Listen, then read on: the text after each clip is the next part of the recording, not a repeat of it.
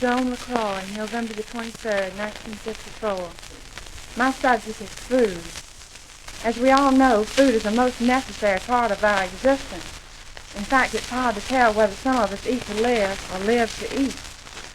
Back in the days of the caveman, he had to go out and search for his own food, and he got it mainly by hunting or by fishing, and his only way of cooking it was over an open fire. But today, our methods of securing food are much simpler and much easier. All we have to do is just walk around the corner to the neighborhood grocery store, and there we can find a wide variety of food. We can find meat, and we can find vegetables, or just anything we want. Another thing that has come into popularity today is the farmers market. I know in my hometown they've just built a new one, and there are farmers from all over that area that come in usually on a Saturday morning and bring in their produce and everything. And I think that one of the reasons for the popularity of this is because so many people have home freezers today, and they like to buy things in quantity so that they can freeze them and have a good supply. There are many different kinds of food. There are vegetables, and there are fruits, and there are meat. And there are also different ways that they are packaged. We have canned foods, which we can buy many canned vegetables and food such as that. And we also have frozen foods today, which is usually put up in little packages, little boxes, or something similar. There are many different ways of preparing food. You can fry them, such as French fried potatoes, or you can broil them, and we usually find that steaks are prepared this way. And you can also bake them, and ham is usually baked. And then there's also the way of stewing them, such as stewed tomatoes.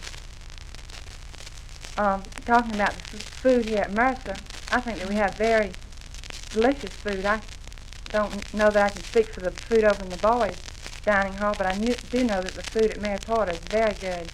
It's well prepared and it's very nourishing. And I especially like the desserts. I think they have very good desserts there. And just last Sunday we had banana pudding. I think that's one of my favorites, especially the way they prepare it here. Today, people are beginning to realize just how important well-balanced meals are, and there have been special courses in food put into the school curriculum. I know that they have, I think some schools even offer a major in dietetics, and this is for people who are going to work in institutions such as hospitals or maybe other schools. I know my mother is a lunchroom manager, and I know what a tremendous job it is because she has to serve about 650 children every day, and it's not an easy job. When I was in high school, I don't think the lunch program there was very good. Maybe it was because they had so many people. All about cats. Cat statistics are rarely reliable, but competent authorities believe that there are approximately 20 million cats in the United States alone. About 40% of these, it is estimated, live with human families. A larger group, perhaps half of all the cats, have semi-permanent homes in barns, stables, factories, office buildings, restaurants, stores, prisons, churches, and ships. The submerged tense, the unorganized and unorganizable proletariat of the cat world roam the back alleys, woods, and deserts and do the best they can. Some cats, to paraphrase Thoreau, lead lives of quiet desperation, but many others have a thoroughly good time and take a lively part in human affairs. A cat helped build the Grand Coulee Dam by carrying a string tied to its tail through a winding drain pipe. The string was tied to a rope, and the rope to a cable which the engineers had been unable to get through the pipe. A Long Island cat learned to retrieve tennis balls for its owner, and an Albany cat won $100 on a sweepstakes ticket. A small red cat named Rosie delighted movie audiences by jumping into Bing Crosby's clerical hat in The Bells of St. Mary's. Rosie and about 20 other cats are employed by Henry East, a trainer who supplies animals for Hollywood films. One of these cats always works alongside a yellow mongrel dog in pictures which call for a cat and dog act. In front of the camera, the dog barks at the cat, and the cat arches her back and sits at the dog. As soon as this is over, they are good friends and ride home side by side in East's automobile. Cats are difficult to train for public appearances, according to East, not because they are not smart, but because they are too smart to fall for the tricks which humans employ to make them do things. East cat all of the day when they are performing. This is much more than cats hired for rat catching make on government or corporation payrolls. The Standard Oil Corporation of New Jersey has paid a Bayonne cat $3.20 a month and board, while the British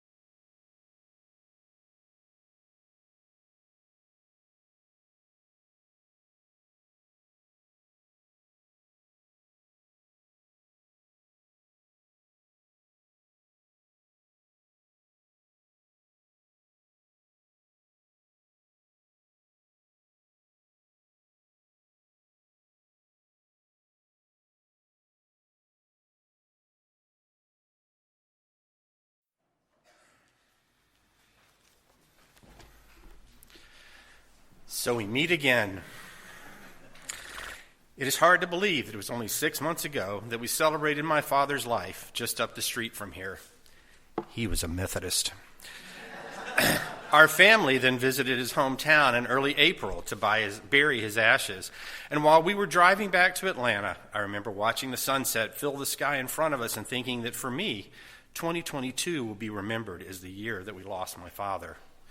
I also decided, however, that a rough start to 2022 would not keep us from salvaging the rest of the year because all of us, my sister Carol, my brother Arthur, my partner Mark, my sister-in-law Donna, and me, were ready to help my mother ease into a new stage of her life. I think we all had ideas from my mother going forward, such as my sister's hope that my mother would be interested in traveling again to the beach for a well-deserved vacation. It turned out, however, that none of us knew what the future held for my mother, and what we learned about that future less than a month later has led us to this service today and only deepened the impact that 2022 now will leave on the lives of our family. At my father's memorial service, I shared my belief that significant influences on his life could be found by looking at the year of his birth and also the place and community where he was born. As for my mother, I believe the significant influences on her life come down to one word: love. My mom led her life in a way that love was the guiding force in everything that she did or said.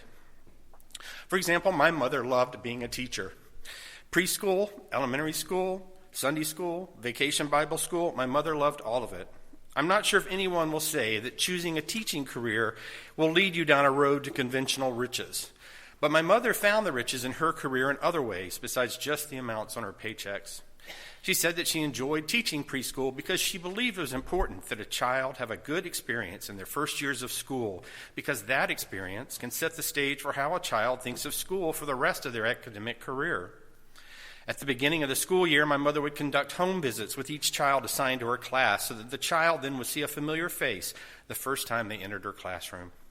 She spent her time during the school year making sure that her students had an opportunity to learn in a way that was engaging and fun, helping them to not only gain knowledge but also continue to develop the social skills they would need in their future school years.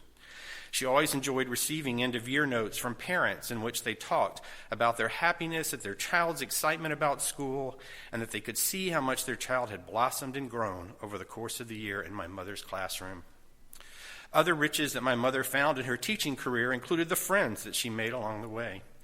Spending time with others who also loved doing the same thing as her, that is, teaching and working with children, helped feed the happiness that she found in her own career.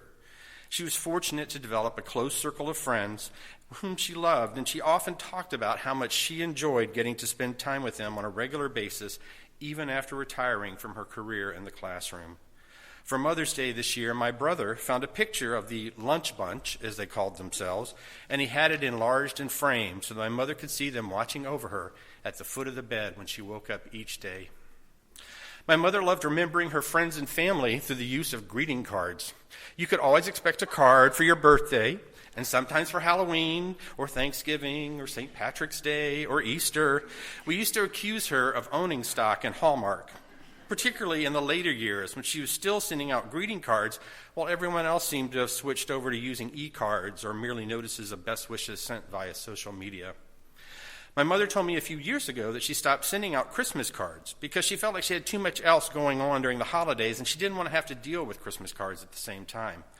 Instead, she decided to switch to Valentine's Day because she felt she had more free time for the task before that holiday. Plus, it wasn't a holiday that people always expected to receive a card, so some people found it to be more meaningful. And it was another way for my mom to express her love. Along with teaching others, my mother loved learning herself. She always was reading or doing crossword puzzles or watching a documentary on TV. She loved game shows that involved trivia or skills beyond just guessing the price of something or picking what was behind door number 3. My sister, for example, found my mother to be a fierce competitor while watching Jeopardy. I remember summers growing up at our house in Garden Hills and taking swim lessons in the morning at the neighborhood pool down the street. While we were gone, my mother would watch what was then called the $10,000 Pyramid with Dick Clark. And after we returned home from the pool, we would sit on the side porch with Mom as she hosted a home game version of Pyramid for us by using the information that she had written down while watching the show earlier that day. My mother also loved what seemed to be her own game she had developed using the daily obituaries, a game that could best be called 6 Degrees of the Johnsons. Sometimes it would start out simple, for example, as, well, how about that? Frank Carson died. You know, he and I were on the yearbook committee together at Armstrong Junior College. Then it would morph into, oh, I'm sad to see that Robert Thompson died. His younger brother Duke was married to Janet Simpson, and she was a bridesmaid with me in my best friend's wedding in Savannah. Or an even more complicated version was, Russell, do you remember Betty Smith, who was in your 5th grade class at Garden Hills? You know, her family moved to Dunwoody after she finished 5th grade. She eventually married a man named Jim Abbott, and they moved to Nashville, but his grandmother still lived in Dunwoody. Well, his grandmother died last week. After a while, you learn that questions from my mom starting with, do you remember so-and-so, were often going to have an answer that somehow concluded with the phrase, died last week.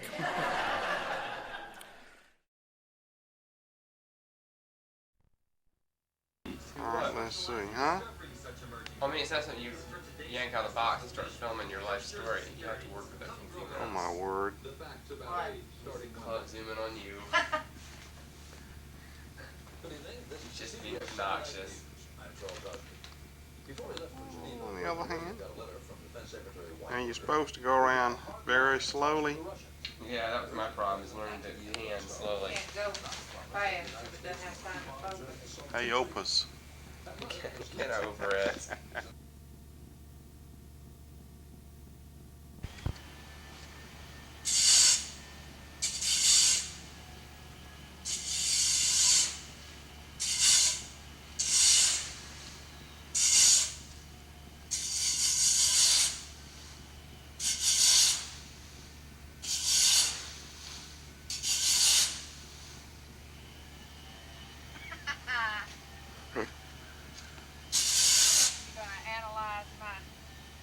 What? My raking, see how I can be more efficient.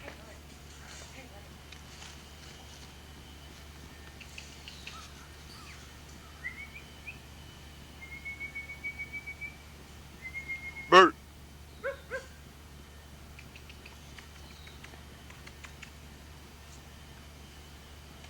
Get a plastic bag, Bert. That's what you love. Love a plastic bag. Here's one right here. Here, Bert.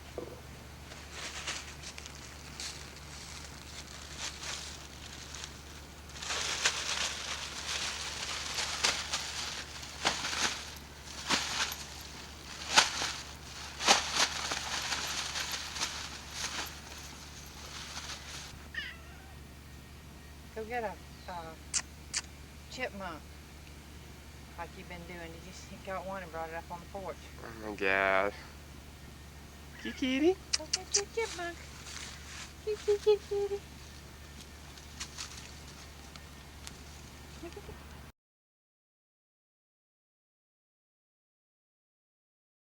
My mother loved nature and being outside, and in particular the beach.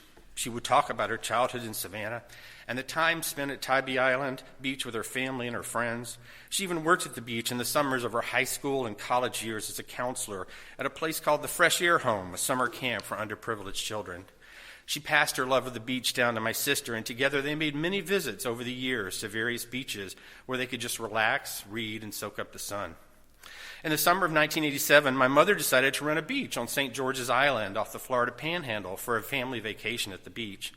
Due to various last-minute scheduling conflicts among the family, however, it ended up that only my mom and I stayed at the beach house. Even though we suffered that week through heavy rainstorms, plus a jellyfish invasion that kept us firmly on the beach and away from the water's edge, it was still time that I got to spend alone with my mother, and which I appreciated when it was over. My mother's love of nature also became one of the shared enjoyments she had with my sister-in-law Donna and with my partner Mark, as they would talk to each other about what they currently had growing in the yard, or in pots sitting on the porch, or on windowsills in the house. Whereas I had been known to point at any flower in our yard and ask, "Is that an impatiens?" My mother often knew both the everyday and formal scientific names of plants, impatiens walleriana in my case, and what they looked like. She was also able to offer suggestions on how to revive dying plants or how to repot or transplant ones that were starting to grow out of control.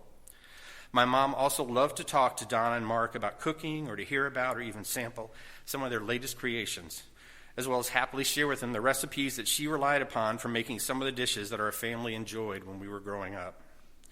Of course, my mother loved her family, both immediate and extended. I know she enjoyed all of the larger LaCroix family gatherings where she had the chance to catch up with family members that she didn't get to see that often and to meet the new LaCroix family members who had been born since the last gathering. I believe she particularly enjoyed the 2003 family reunion at Ocean Isle, North Carolina, as hosted by her brother Mickey and his family because it combined both her love of the beach and of her extended family in one memorable long week. Even smaller scale family events, however, like the annual weekly beach visits that she enjoyed with my Aunt Barbara and my sister, recharged my mother for a number of months after her return to Atlanta. As for our immediate family, my mom and her love for us was the glue that held us all together. She, of course, kept track of everyone's schedules and activities. She was our chief cheerleader and confessor and made a point of not offering opinions unless she was at least directly asked for one. She always was willing to listen to our latest tales of success or woe, and we appreciated the fact that she took a genuine interest in our lives and tried to remember our friends and activities. For example, she always tried to remember the news and whereabouts from my brother's band whenever they toured the U.S. or Europe, and even kept a poster for one of his band's albums on the inside of the basement door so that she saw it every time she went downstairs to process laundry. The nice thing about talking with my mother is that once you told my mother about a friend or situation, there was no having to re-explain that background in future conversations with her because she seemed to retain it all. More importantly, she remembered the conversations about friends or situations that had not been good experiences for us and knew to avoid asking about those things in future conversations. My father did not have the same mastery of that skill. And there were times at dinner when he would ask about something that one of us did not want to talk about, and my mother would have to interrupt to change the subject to something less sensitive. Mom loved to clip out newspaper articles that she thought we might find of interest and mail them to us or share them with us when we would visit.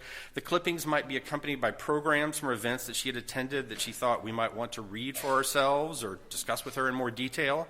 She also would be sure to tell us about upcoming TV programs that she saw on the listings that we might find of interest, or let us know about TV programs that she had watched that she thought we should try to catch if there was a rerun in the future.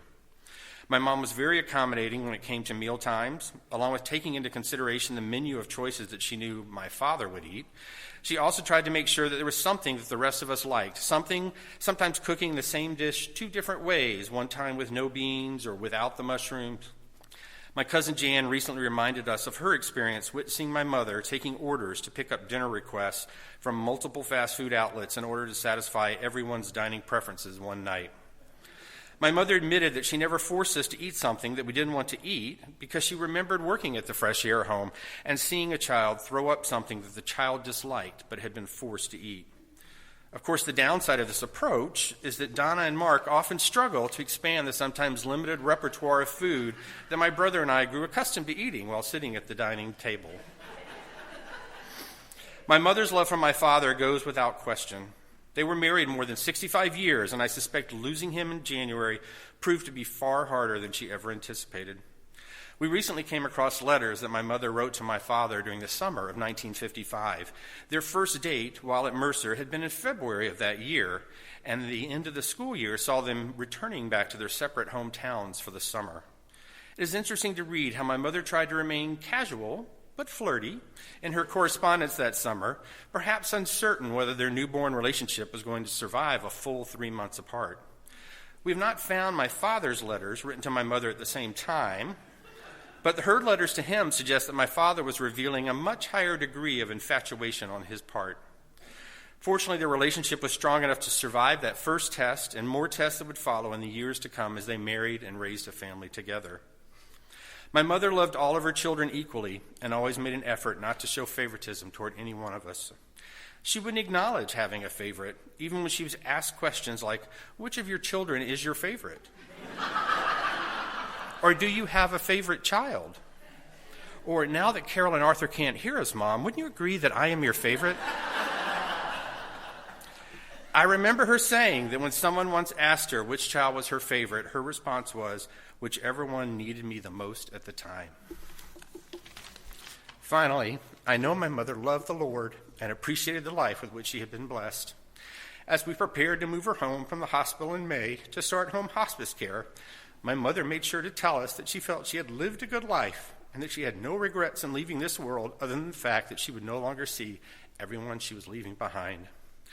My mother was an active participant in the planning for this memorial service, as mentioned earlier, and all of the music being sung today consists of selections chosen by her. Jesus Loves Me was at the top of the list. I assumed the hymn's top billing was due to her childhood memories of singing the song, or from later memories of singing it with her preschool students over the years. But she also was very firm in wanting us to sing the fourth verse of the hymn. The words of that verse end with, "If I love him, when I die, he will take me home on high." I believe she wanted to remind us that she fully expected that to happen, and that she was happy knowing that once again she was going to see those friends and family members whom she loved and who had passed before her, including her parents, her brothers Sonny and Mickey, her cousin Angie, and finally my father. She knew they would all be in heaven waiting to greet her with open arms. We have started the slow process of sorting out the contents of my parents' residence as we prepare for the inevitable sale of the property. Of course, there is the expected collection of empty plastic gallon jugs, empty country crock containers. My parents ate a lot of country crock, apparently. Tupperware containers with no lids, Tupperware lids with no containers, none of which match up, and individual salt and pepper and sugar and ketchup packets that were collected from restaurants.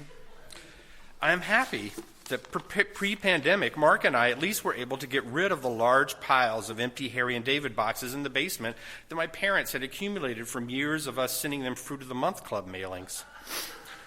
Ironically, we had chosen to start sending them Fruit of the Month Club back in 2001 because we were trying to avoid adding to the stuff my parents already had in their house. I've put a pause in here because I feel, by the way, that some of you may be thinking about what is in your house that you would not like one of your children mentioning in a speech during your memorial service. Think about that on the way home. But the sorting process also uncovers items and photos and letters that we knew about, or things that trigger a distant memory of a conversation with my mother or an event with her that we had forgotten about. And occasionally we find things that for now are a mystery to us. Finding the mystery items remind us even more of the loss of our mother, as she seemed to remember everything. And just earlier this year, she had been enjoying sharing the background stories and details on the pictures and letters that we were finding when we were starting to sort out my father's affairs.